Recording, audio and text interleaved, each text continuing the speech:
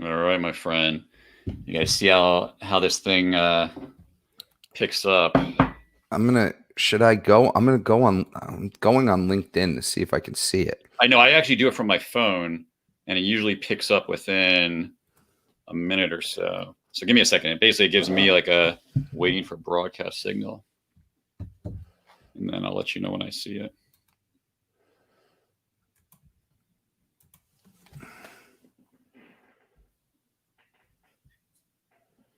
Awesome. All right, my friend. So, how you doing, bro? How you doing this first week of the year? It's been a good week, and we've got a lot accomplished this week. I often wonder if it's well, a lot of things got done this week, which excited about. They were things we were hoping to get done. Some of them were things we were hoping to get done at the end of the year. So, but it's still good momentum. Yeah, it's awesome, man. Cool. Well, it's awesome to be able to kick off the year with this. This is something that I was really excited to get into. We're going to get into things that we've been doing to be able to bring out our personal brand more, but really, really cool being able to get the year started with you on a live. So why don't we just start out and just, I'd like to keep it very general with your answer here, but tell me a little bit, who is Chris Ressa? And I want you to take a few minutes in how you answer that, where you go with it. Let's start out with that. I think first and foremost, I'm a family man, husband, and a father. Yeah. I think that's where I start. Totally. I am someone who really likes to be involved in things that are challenging, and most people pass on because they're like, I can't do that. I don't think that's going to work. I like those challenges. I like, in my LinkedIn profile, I have, I like doing things that people think are undoable and solving problems people think are unsolvable. That wakes me up in the morning. Yeah. Just the normal course of business mundane is typically, I could do that with everybody, but a lot of people can do that. I like to see how far I can push myself. And, I like working with a great team that I work with and doing it with them. Yeah. How's that? Is that a good summary? Yeah, it's awesome, man. No, it's nice to see where you go with that. And I thought you'd put that family man at the top. And I feel the same way. I feel like that's it for me. That's where it starts from. So yeah, very cool, man. I appreciate that. And just so people know too, like COO, a little bit about maybe your background, where you're at too. We'll kind of get into that. Not too much because I want to take it a little bit into an interesting direction for you. But yeah, just high level, like where you're at. Chief Operating Officer at DLC. We own retail real estate throughout the country. What does COO mean? The operational arms as we see it at the property level. So that is leasing, construction, property management, marketing flow up to me. My counterpart, I have two other partners, Chief Investment Officer, Jonathan Wigzer. He is all things acquisitions, dispositions, underwriting, accounting. They flow up to him. And then we have our CEO who oversees everything. Cool. Good stuff. So look, one of the themes that I, kind of goes right into what I think is one of your strengths is really you get excited about doing the undoable, like really getting your teeth, kind of your teeth on challenges. So we're in a challenging environment. But before we get into that, I think that there's a general belief that we have that a lot of these past challenges in life really shape us. And actually, there's a silver lining to them, and they help us actually develop ourselves. And they actually become some of our strengths when we get through them. So I'd love to hear from you when you think about some of your past challenges in life and how it shaped you to become who you are today, and how it's actually had you become successful, kind of like as your winning formula. What are like a couple things that come to mind? Love to hear that. I start from the beginning. My birth mother left when I was 2. And my dad and I, until I was 9 years old, it was me and him. He got remarried eventually. And that woman's my mother today. Yeah. But, it was me and my dad, and it was a 1-bedroom apartment. He lived on the couch. I lived in the bedroom.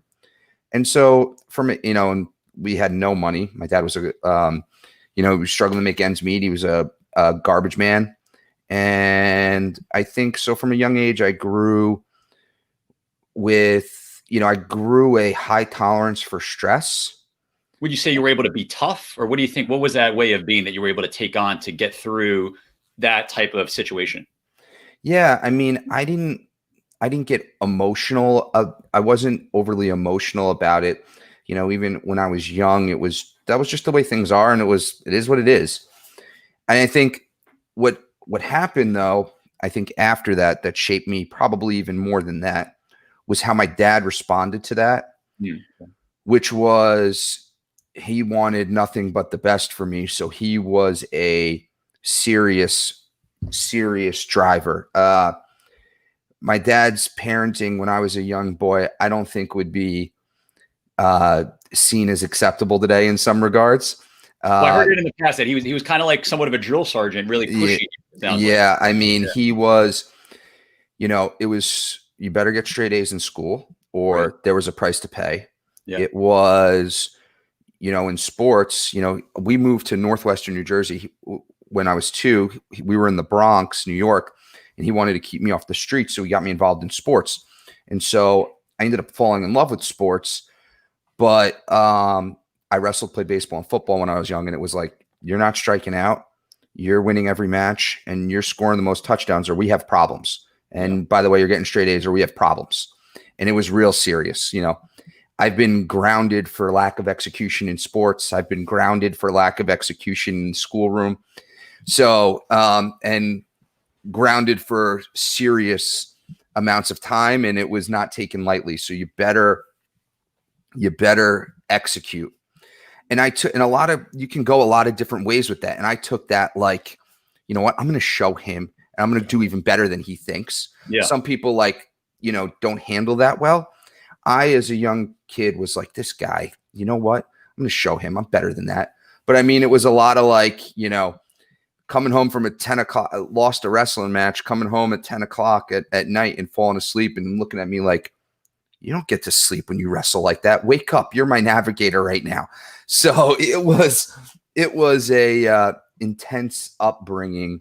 And I think that those really shaped me. And then, actually, if you don't mind, I want to stick with that for a second because I really love how you said, I made it mean I'll show him. Like, I'll be able to step up even more. He thinks I'm going to do this. I'm not folding. I love that part of it. Like, what we make that mean. Like, that's that one human freedom that you got to choose. Here's how I'm going to be in the face of this. Tell me more about that. Was that like pretty consistent? Is that where it came on? Yeah, I mean, that was definitely consistent. Like, Yeah. And I think, the minute he said, we were doing this and here was the goal, I was like, you know what? Forget that. I'm going to do better than that. And here's the real goal. Yeah. And I'm going to show him. And so I think that, that really shaped who I was. So that was very consistent from since I was a young boy, for sure. Yep, I get that. And I can see that probably showing up today as well when those really challenging situations come up. It's like I'm gonna even exceed what people are thinking. Yeah, definitely. As a COO, you're less doing and more helping others. Yeah, sure. And I would say, but there's definitely, in my nature is when our backs are against the wall and there's a minute and 10 seconds left on the clock, I want the ball. Yep. That's not when I definitely I like those scenarios. They're tough. They're stressful. I get stressed and concerned just like everyone else, but I like being thrown in the fire of those. And then I think the other thing, right? I spent my entire life in athletics. Yep. And training, and winning was such an important part of my upbringing. And my senior year of high school, I took second in the state. And I was a state runner-up. I was a high school American, which is you have to take top 8 in the country. I did that. But I wanted to be a state champ, and I wasn't. And I lost in the finals 5-4. Now, to some, that might not seem like a thing, but you got to remember from 9 years old, 8 years old, my dad was beating my head. I was going to be a state champ in high school, and I was in grammar school. So not hitting that goal was a big deal for me. But one of the things that happened, and I think it was one of the best things that ever happened to me. People say, do you regret not being a state champ? I don't regret it. So I did all the right things. I was up at 5 a.m. training. I was still getting my schoolwork done. I was competing with the best across the country in the off season. I did all the right things. And you learn that, and people were like, I must have had a million people come to me and say, I'm so sorry, you deserve that. And you work so hard, you deserve that. You deserve what you earn, and I didn't earn it. So one of the things my dad taught me growing up, so when, in wrestling, there's a lot of people who are amazing in the practice room. Amazing, right? Technically sound, strong, fast. And then sometimes when they go out on the mat and there's 1,000 people in the stands and it's one-on-one, they become a shell of themselves, and they get timid and tight, and they don't really perform as well. And the nerves get to them. And my dad would always say, let's see what happens when there's a referee and a whistle. And so I think about that a lot and applying that to the workplace of, there's a lot of things people do behind the scenes, but it really gets tough when there's a referee and a whistle. Let's see who shows up. And not everyone shows up when there's a referee and a whistle. And so my dad really hammered that home, that the time practice is great and you got to work hard and you got to train.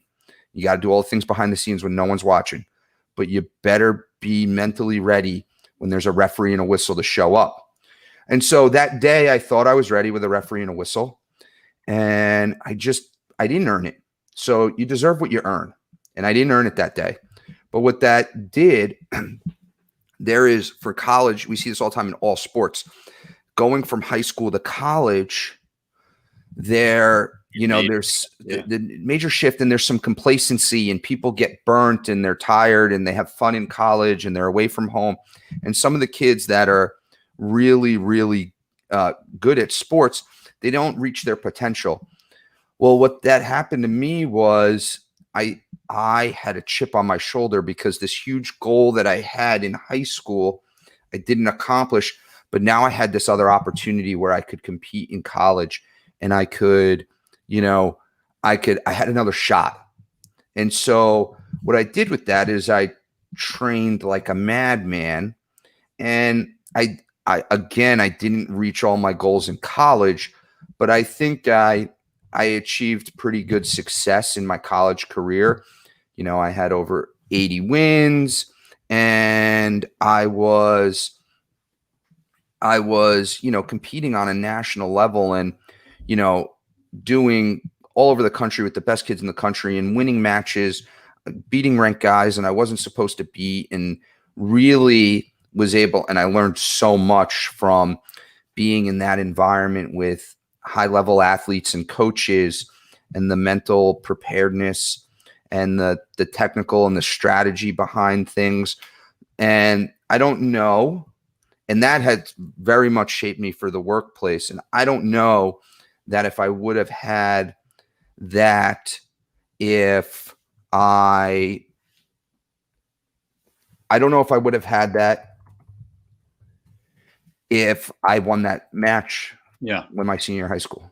It's such a good example. I love that. And I get that for you, as much as people might have said you earned it. I mean, it's a really interesting thing that there was no number two going into it. Like, you were trained that you're going to win it. That's right. So that's an amazing example of having that setback. So it's interesting. Like, so that happened, and it sounds like where you went with it is I'm just going to double down even more. What was the mindset after that when it came to, like, how are you being about it? Like, so the mindset after that was like, right after I went through the feel sorry for myself.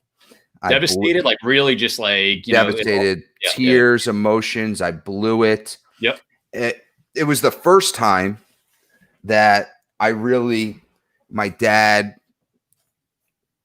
showed like some real compassion. He was teary-eyed because he knew that I did all the right things, right? Yeah. I really did all the right things. Yeah. But and so right after you're like, now what? Well, after that, I said, got to go to the high school nationals. And I get to the high school nationals and I end up All-American.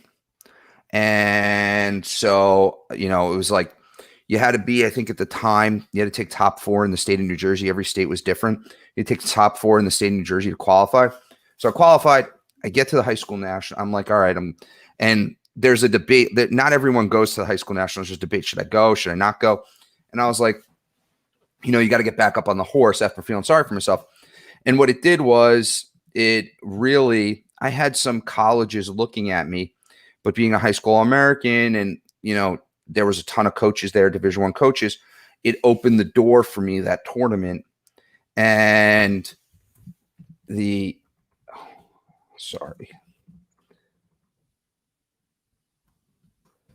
So it opened the door for me, and the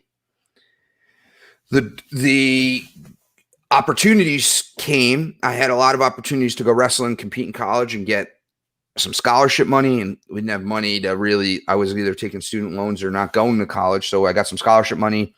I took out some student loans, and then I said, I had a feel good moment after that tournament, and I started training for college, and that really catapulted me. And it was an up and down freshman year in college. Crazy things, and then after my freshman year, I realized, I was 500 my freshman year, but I started in a Division I program, and I realized I could compete with these guys. I just needed to fine tune some things, and I spent that summer training like a madman with our coaches and everything.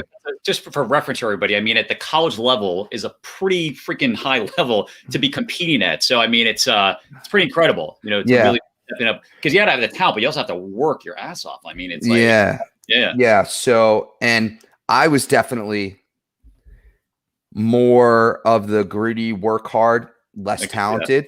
I was strong and fast. Yeah. But technically, I was not the best, and they really worked on my technique, which, I went into the conferences my sophomore year after training that summer at like 30-4. So I really improved, and we're wrestling a Division I schedule. So, and I think that was a big advancement for someone who only took second in the state, because you're competing against a lot of 3-time state champs from other states. And, being a state champ is nothing. Everyone's a state champ, right? That's why they're in Division I wrestling. So that definitely catapulted me. It's interesting. It's amazing. You hear people that have that chip on their shoulder from some experience like that, and they really use it to say, I'm going to just go even harder. And it's amazing. It really seems like you kind of took that attitude. And I'm sure all the scouts saw, look how he was able to just bounce back. That resiliency that sometimes just has people just get knocked off and they are slower to. So, man, I think that is the skill set, being able to bounce back, being resilient. Yeah, for sure. So,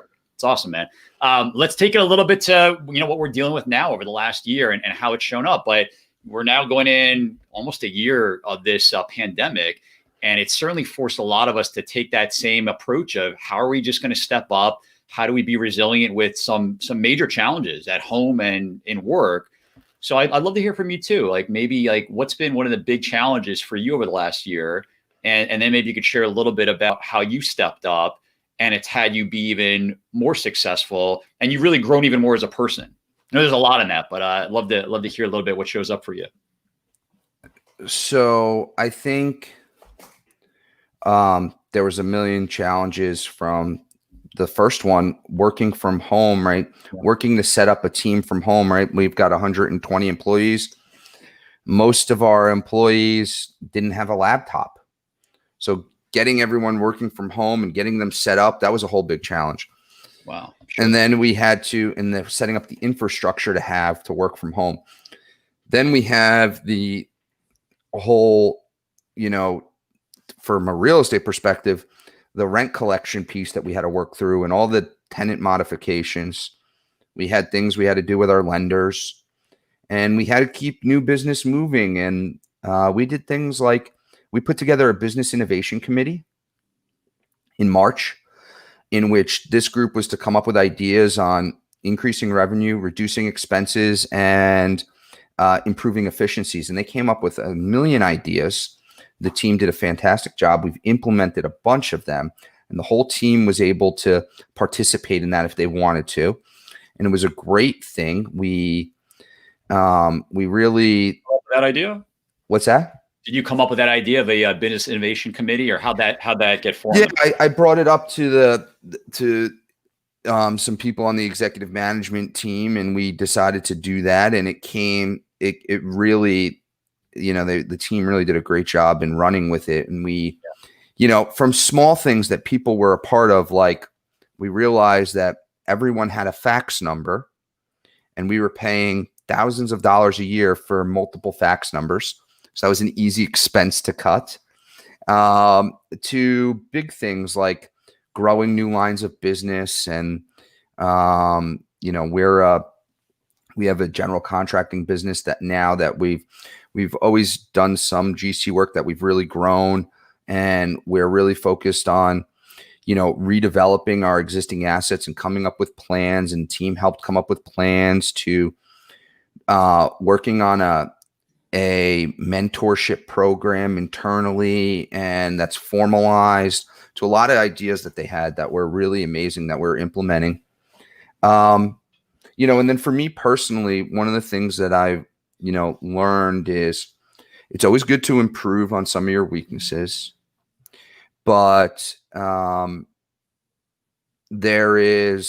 you need to really, what really separates the good from the bad is, or the great from the good, I should say, is those who are really good at leaning into their strengths. Totally agree with that. And so, but one of the things that I learned a while ago from psychology is, and I'm pulling up something right now, is how do you really know what a strength is? And so I'll flip that back on you, because I have 3 key things that I focus on, that this is what defines what a strength is. And so how would you define a strength, Adam? I'll flip it back on you. I'll tell you how I discover it, and then I'll tell you how I define it. I discover it by asking the people closest to me. That's the first thing. Is I find that the people that are close with you, when you give them the space to be real with you and say, look, I'm really looking to get an honest assessment, and I'd love it for you to tell me, like, what do you think are my, top 1 or 2 strengths that I do better than most?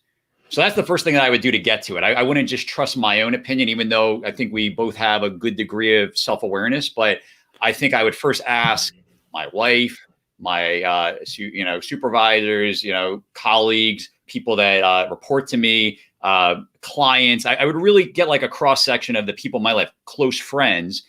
And then how I would define it is really something where, if there's a scale of a 1 to 10 of effectiveness in a key character trait, I would say strength is an area where you're probably a 7, 8, 9, like, at a high level, you're above average in that area. So whether it be, tenacious, I picture strengths as ways of being, right? And you're able to do certain skills with that. But a strength could be, how gritty you are, and maybe so I think that's how I would look at it. Is a strength would be an area where you stand out above your peers. You would be looked at as above average in those particular areas. What about you? So there's a psychologist at the University of Melbourne her name's Leah Waters, who I think says it best, which is, here's your strengths. 1, you're good at. 2, they give you energy. And 3, you're self-motivated by them. So I love the energy one, because there are a lot of things that people are good at that they do that they're like worn out from. They're like, I'm glad that's over. This, and it's depleting. Sure. That's a learned behavior that you're good at. It's not a strength. It's not an innate strength. It doesn't give you energy. When you're really good at something that's a strength, it gets you fired up. It's motivating. Sure. Gives you energy. I get So that. I would say, what are the things you do that you might be good at, but they're not necessarily energy increasing, they're energy depleting, and they don't, you're not really motivated by them. And so the things, when you really narrow it down, you're good at them. And so if you asked people what you were good at and you came up with a list with 10, well, then which one of those like really give you energy? Which one of those are you self-motivated to do? I get it. Yeah. That's great. No, I'll just share. I'll say one thing because I do want to have it go on you, but I do think it's important to boil it down to like top 5 and then maybe even top 2. There's a lot of different assessments out there. I think the Strength Finder is a good one. And I think Strength Finder is great. Yeah. Yeah. It's a really solid one that I recommend to a lot of people. And it's fun to get through it. And they do like a nice job of kind of breaking it down, some of these key areas. But I love just idea generation. Like I love having a conversation with you and we're talking about what are you doing for strategies online? How are you, coming up with strategies to be able to be more successful in your life? Like that to me is just fun. I enjoy it and I do well with it. But I think that I would lean into it more, going to your point earlier, like focusing on your strengths to try to take that from, let's say, a 7 to an 8, then try to take a weakness of mine from like a 3 to a 4, because it's still going to be just average. So I do like the idea of focusing on those like key 2 or 3 strengths a lot. Totally agree. Totally agree. Awesome, man. Awesome. So you did that, and it sounds like you really had the whole team come together. I love the idea of the business innovation committee. I think that just creates such a excitement where there's a lot of empowerment around a group coming together with probably ideas coming from all sorts of places that probably wouldn't have been possible had you not created the space for that. So I think that's a really great initiative, man. Awesome stuff. So I'll do this because I want to kind of get to a few other questions as well. And I'm kind of coming up with a format for this. And I've looked to guys like yourself who've had some really awesome podcasts. And I think it's nice to be able to get into the background. I really appreciate you being generous with being open about some of those past experiences. And then it's also interesting when you hear like, what are people using in their lives these days to help them be even more successful? And so, I'm going to ask you just a couple of questions and I'm going to kind of focus on over the last year, but let's just start out with some basics. What's been your favorite app, over the last year that you're just geeking out over, you absolutely love, and it's something that you would totally recommend to others? What is my favorite app that I've, You can't say Clubhouse now. Yeah, I'm not going to say Clubhouse. I think that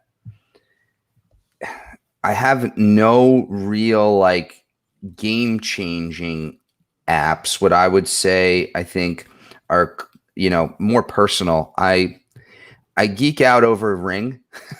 I live in the woods. I'm right there with you on Nest, man. It's all good. I geek out on the Ring, man. I am all over the Ring. I love the Ring and seeing what's going on with. I live in the woods with the amount of packages you get delivered, with everything going on. I much seeing what's going on out there. Yeah. And and here's one of the things. I live in the woods, so there's a lot of animals, and my kids love names, and they name all the animals, right? And so we have this raccoon named Ralph, and if you leave the garbage out, Ralph gets into the garbage. And one day we walked outside, it was in the summer, and the garbage was literally all over my driveway. And I'm like, you gotta be kidding me. Ralph had some friends show up, huh? And so I'm like, Ralph. And I get up on the Ring, and it's not just Ralph, it's Rodney, Roger. They named them all. And so we had 3 raccoons, and so I'm all over the Ring. Nice, man. We also use Cozy, which is a shared calendar app that we really like from a family perspective. Interesting. So, I'm actually looking for one for the family. I've been kind of working on the standard iPhone one, but I like something that's a little bit better. So I'm going to take a look at that. So Cozy, COZI, that's the one we paid the $30 whatever for the year, and we use Cozy. Nice. Awesome. Cool. All right. Those are 2 good ones. Biggest book, 2 or 3 that have made the biggest impact in your life. What comes to mind? Impact in my life? Yeah. So of all time, I'll go with Rich Dad, Poor Dad. A lot of Okay. people like that book. It's a great one. Um, I connect a lot with David Goggins, so Can't Hurt Me, I think was really Ooh, good. big one. Yeah. And I read a ton on leadership. So the Simon Sinek, Leaders Eat Last. Yeah. Start with Why, Simon Sinek. And then one of the business books that really got me really as a voracious reader was Outliers by Malcolm Gladwell. Yeah. Those are great ones. Those are great ones. And I'm going to just kind of piggyback on that. Who are 3 leaders that you admire most? And when you think about them, what are the character attributes about them that really resonate? So our CEO, Adam Ifshin's really awesome. I think that the Coach K, Belichick, from a sports perspective. And what about that? Like, what about what their attributes are that you really admire most? So leadership, people talk a lot about leadership, but can you bring a team together? Okay. Is because every business today is, people are like, what's the most important thing in commercial real estate today? And I would say the 3 most important things are team, team, and team. Get that. And so they have an uncanny ability to bring teams together, that are all always changing, different people. Yeah. And I don't think it's about their playbooks. I think it's their ability to bring teams together and get them to follow a shared vision. And so I think they're really impressive people. That's awesome. I agree with you. I think that people really do take you to the next level. I mean, we could have whatever widgets out there. Other people are going to come up with the same widget. What's going to really define you is the team. And then how do you bring out the best in that team to function at their best together? I mean, that's it. So yep. I like that one a lot, man. Good stuff. And then, I'm really big on habits. I know we've talked about this in the past, and James Clear has his book, Power of, or what is it? The Atomic Habits. So I'm going to ask you too, like over the last few years, what's been a habit or a belief or something that you've taken on or something you've gotten rid of that's really, I would say, helped you grow and develop to really take you to the next level?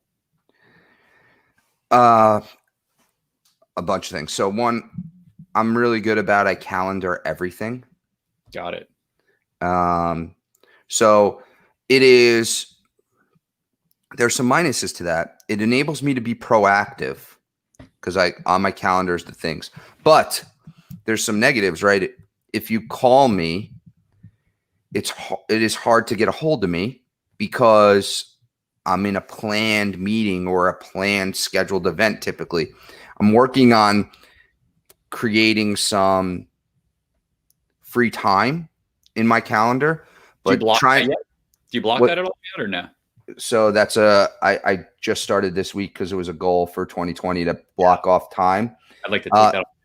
But because if you look at my schedule from 7:30 to 7:30, it's hard to find a spot. So there's that piece. As it, in the morning, one of the habits is just to get the mind going. I try to read something and write something to get the mind going. I put something nutritious in the body. Yep. I used to work out in the mornings. Now I work out during the day. So that's a little bit of a change. Yeah. I'm going to change that. When are you doing that? Typically later in the day, 3 to 4, something like that. But I did that. I switched that in the summer because I think changing routines brings new perspective. I remember you shared about that. Yeah. So people like to get caught in a routine so it's stable. I like to challenge myself and ruffle the feathers. So the minute I get comfortable in a routine and I think it's working, I want to gain new perspective, I shake up the routine. And it's like getting used to a new routine, but it gives you different perspectives and whatnot. So I don't think I stay in one routine for longer than 12 months. And most people like to get into a routine, and then this is what they do. They drink their coffee at the same time. They do this. And by the way, and I totally do that. And I'm hearing you say that. I'm like, but I'm also open to hearing these types of ideas. Like, oh, what would it look like if I? Because there's a fear of lack of organization. And so what I typically do at that point is I'm like, all right, I've been in a routine. It's time to gain some new perspectives and shake this up. And I change routines often, which is uncomfortable, but you got to get comfortable being uncomfortable. Yeah. I like that. So I do keep the same routine. I do make sure I'm doing something uncomfortable. I mean, for me, it's, the cold shower. I mean, that's my first thing I do in the morning. That's going to wake you up. That's an uncomfortable thing. So I do like the idea like that, eat that frog first thing in the morning, do that task so that you kind of felt like you had that early win. So it is interesting to see if you also get uncomfortable by just switching up when you're doing things or adding things. It's mentally stimulating. Yeah, it gives you new perspectives on things. Yeah. It's like, Beth Azar always talks about, if you take the same route to work every day, just changing the new route will give you totally different perspective. Yeah. You'll see what's going on in the world, and it'll jog things in your brain that wouldn't have been jogged because you changed your route. Totally. So if you don't have a routine, it's important to get in a routine. If you're someone who's been in a routine and you're a routine type person, to that person, it's time to change it up and get uncomfortable.